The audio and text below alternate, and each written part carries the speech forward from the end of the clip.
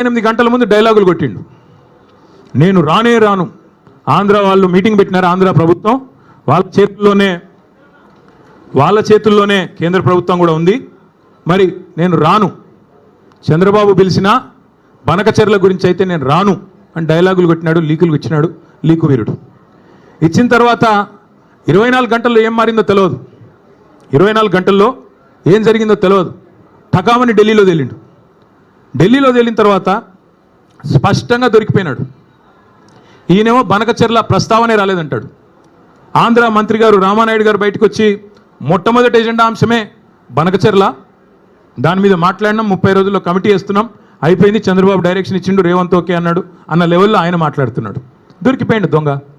తెలంగాణ ప్రయోజనాలను, గోదావరి జలాలను పూర్తి స్థాయిలో చంద్రబాబు గారికి తాకట్టు పెట్టినాడు అని దొరికిపోగానే మళ్ళీ డైవర్షన్ స్టార్ట్. కొన్ని రోజులు ట్యాపింగు, కొన్ని రోజులు కాళేశ్వరం, కొన్ని రోజులు ఫార్ములా, ఇంకొన్ని రోజులు డ్రగ్స్, మన్ను మశానం వాడి బొంద తప్ప ప్రజలకు పనికొచ్చే ఒక్క మాట, ప్రజలకు పనికొచ్చే ఒక్క మాట, ఒక్కటంటే ఒక్క మాట మాట్లాడినాడా? చిట్ చాట్లో మహాలక్ష్మి ఎప్పుడు ఇస్తావో చెప్పావా? రైతులకు మొత్తం రుణమాఫీ ఎప్పుడు పూర్తి చేస్తావో చెప్పావా? బోనస్ ఎంత ఇచ్చినావు, ఇంకా మిగతాది ఎప్పుడు ఇస్తావో చెప్పావా? రైతు భరోసా అని డైలాగులు కొట్టి 15,000 అని చెప్పి 12,000 ఎందుకు ఇచ్చినావా? దౌర్భాగ్యం ఏందో చెప్పినావా? ఆడపిల్లలకు స్కూటీలు ఎప్పుడు ఇస్తావో చెప్పినావా? ముసలోళ్ళకి 4,000 పెన్షన్లు ఎప్పుడు ఇస్తావో చెప్పావా? ఇది ఏది చేత కాదు.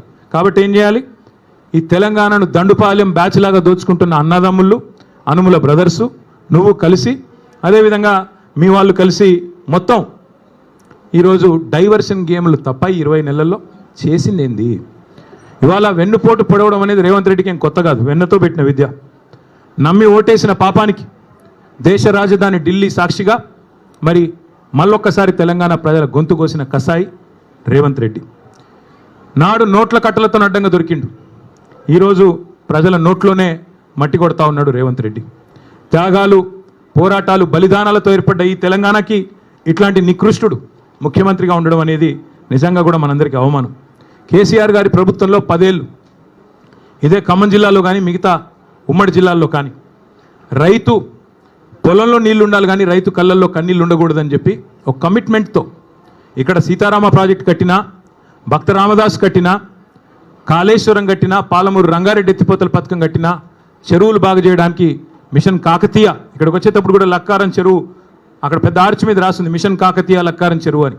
అట్లాంటి కార్యక్రమాలు మరి అనుక్షణం తప్పించి మరి 14 ఏళ్ళు ఆనాడు నీళ్ల పేరిట పోరాటం చేసిన, 10 ఏళ్ళు ప్రభుత్వాన్ని నడిపిన కేసీఆర్ గారు ప్రాజెక్టులు కట్టారు. రైతు బాగుండాలని తప్పించి రైతు బంధు పెట్టి, రైతు బీమా పెట్టి, పంటలు కొని బ్రహ్మాండంగా నీళ్ళు అందించి 12వ స్థానంలో ఉన్న తెలంగాణ నెంబర్ 1 స్థానాన్ని తీసుకొని పోయారు.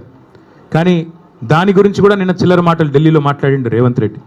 బాబు గారితో మరి జరిగిపోయిన దొంగ ఒప్పందం, చీకటి ఒప్పందం బయటపడంగానే కవర్ చేసుకోవడానికి కవర్ డ్రైవ్లు, ఇవన్నీ ఎక్స్ట్రా కవర్ డ్రైవ్లు, డ్రగ్స్, కాళేశ్వరము, ట్యాపింగు, టూపింగు. అందుకే కుడిదిలో పడ్డ ఎలకలా కొట్టుకుంటా ఉన్నాడు. ఏం చేయాలో తెలియదు, దొరికిపోయిండు. అడ్డంగా దొరికిపోవడం కాబట్టి అడ్డదారులు ఎత్తుకుతా ఉన్నాడు. ఎజెండాలో ఫస్ట్ ఐటమ్ అని చెప్పాడు కదా, నేను కాదుగా చెప్పింది. ఎజెండాలో ఫస్ట్ ఐటమ్ అని నిమ్మల రామానాయుడు గారు, ఏపీ మంత్రి గారు చెప్పిన మాట వాస్తవం కాదా? ఇంత స్పష్టంగా చెప్పిన తర్వాత తెలంగాణ ముఖ్యమంత్రి అబద్ధాలు చెప్పిన మాట వాస్తవం కాదా? అందుకే నేను అనేది 70 లక్షల మంది రైతుల ముందు, ఇవాళ కోట్లాది మంది ప్రజల ముందు మళ్ళొకసారి దొరికిపోయింది కాబట్టే ఈ మైండ్ బ్లాంక్ అయిపోయి ఈ పనికిమాలిన మాటలతో అటెన్షన్ డైవర్షన్ కోసం ఈ చెత్తవాగుడంతా వాగుతూ ఉన్నాడు. డ్రైనేజీ కంపు ఎంత అయితే ఉంటుందో అంతకంటే ఎక్కువ మీ దగ్గర అదే ఉండేది. ఇక్కడ ఇదివరకు కాలువ, ఆ గోళ్ళపాడు ఉండే ఇదివరకు అలా పోవాలంటేనే భయం అవుతుండే. అంతకంటే కంపు ఉన్నది ఇప్పుడు రేవంత్ రెడ్డి నోరు. ఆ నోరు తెరిస్తే దరిద్రం గబ్బు తప్ప ఒక్కటంటే ఒక్క మంచి మాట రాదు. అట్లే నేను అడుగుతా ఉన్నా, ఈ జిల్లాలో ఏం చేశారు ఇప్పుడు రేవంత్ రెడ్డి గారు? ఈ 20 నెలల కాలంలో రాష్ట్రానికి ఏం చేసినావు, ఖమ్మం జిల్లాకి ఏం చేసినావు చెప్తావా?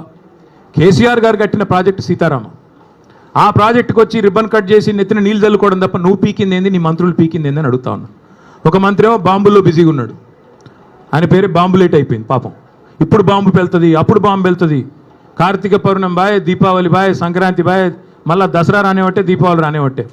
ఇప్పుడు వెళ్తుంది, అప్పుడు వెళ్తుంది. ఏంది పేలేది, ఏంది చేసింది ఏంది, నువ్వు పీకేది ఏంది? అందుకే చెప్పాను నేను లాస్ట్లో కూడా, ఏదో ఉచ్చులో ఇరుక్కున్నాడు అంటే ఉత్సాన బొత్స అని చెప్పాను. ఇప్పుడు కూడా మళ్ళీ అదే చెప్తా ఉన్నా. మీరు పీకేది ఏమీ లేదు కాంగ్రెస్ వాళ్ళు 100% చెప్తున్నా. మిమ్మల్ని మాత్రం 420 హామీల విషయంలో ఫుట్బాల్ ఆడే బాధ్యత మాదే. ప్రధాన ప్రతిపక్షంగా రేవంత్ రెడ్డి కావచ్చు, పొంగులేటి కావచ్చు, వాళ్ళ అయ్య కావచ్చు, వాళ్ళ తాత కావచ్చు, ఫుట్బాల్ ఆడే బాధ్యత మాది. ఇదే ఖమ్మం జిల్లాలో మళ్ళీ బ్రహ్మాండమైన మెజారిటీతో తిరిగి గులాబీ జెండా రెపరెపలు ఆడుతుంది. ఇప్పటికే ఖమ్మం జిల్లా ప్రజలకి మోసం కూడా అర్థమైంది. నేను ఎందుకు ఇలా బాధ అంతా ఏంటి, ఇలా ఆక్రోశం ఏంటి? పొంగులేటి శ్రీనివాసరెడ్డి గారికి బ్రహ్మాండంగా ఈ ప్రభుత్వం వచ్చిన తర్వాత కొడంగల్ లిఫ్ట్ ఇరిగేషన్లో 4,000 కోట్ల రూపాయల ప్రాజెక్టులు ఇచ్చారు.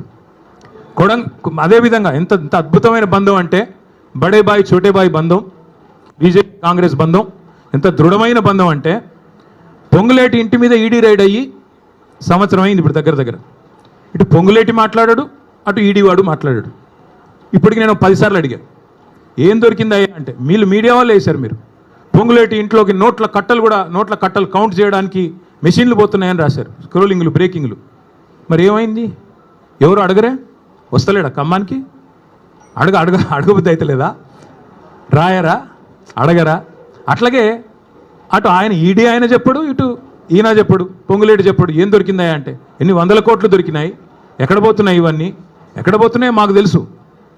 నీళ్ళేమో చంద్రబాబుకు, నిధులేమో రాహుల్ గాంధీకి, తెలంగాణ ప్రజలకు మాత్రం బూడిద. చేసిందేంది 20 నెలల్లో? ఇవాళ ఈ సివిల్ సప్లైస్ కుంభకోణం కానీ, అట్లాగే కొడంగల్ లిఫ్ట్ ఇరిగేషన్లో మీరు కేకును కోసినట్టు ఎంత బ్రహ్మాండంగా ఒక కంపెనీని ఈస్ట్ ఇండియా కంపెనీ అన్నాడు రేవంత్ రెడ్డి ఇదివరకు. ఆ కంపెనీకే ఇవాళ కొడంగల్ లిఫ్ట్ ఇరిగేషన్ ఆయన సొంత కాన్స్టిట్యున్సీలో సగం, ఇంకో సగం పొంగులేటి శ్రీనివాసరెడ్డి గారు.